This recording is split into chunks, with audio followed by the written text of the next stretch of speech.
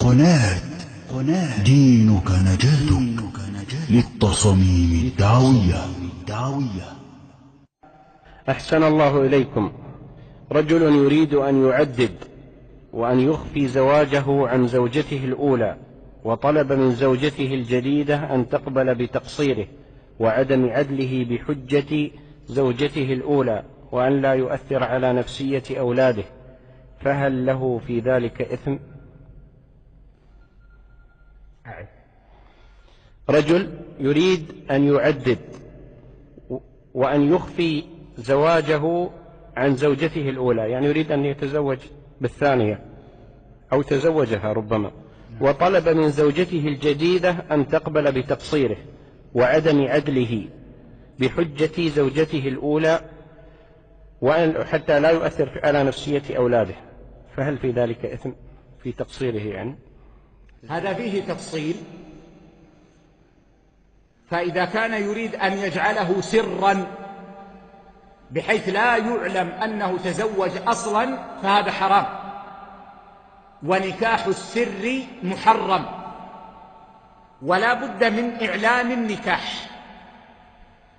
أما إذا أراد أن يخفيه عن زوجته وأولاده ولكن يعلن هذا النكاح في دائرة الزوجة الثانية ويعلم أنه متزوج بها،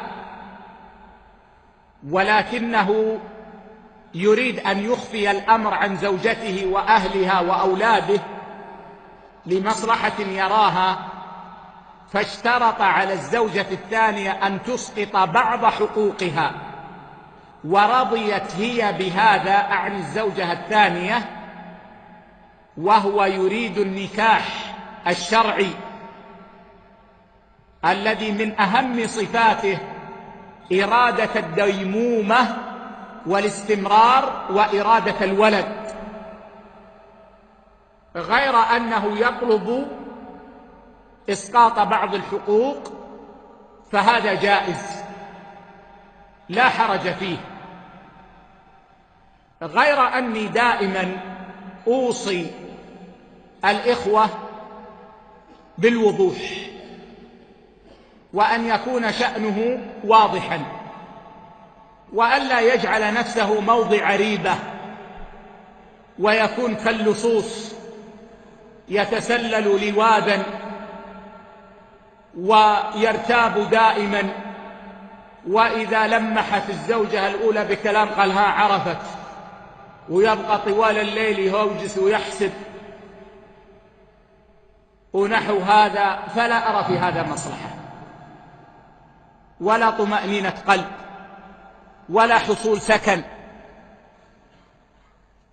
فأنا دائما أوصي أقول إما أن تعدد على الظاهر وإما أن تكتفي بواحدة، إما أن تعدد على الظاهر وإما أن تكتفي بواحدة، إلا إذا كان الإنسان لم تكفه الأولى وخاف على نفسه من الزنا ولم يرد أن يظهر هذا لزوجته فتزوج على ما ذكرنا، فلا حرج إن شاء الله. وأنا لا أحرم على كل حال، لكن أنصح أقول من يريد أن يتعدد من يريد أن يعدد فليعدد ظاهرا،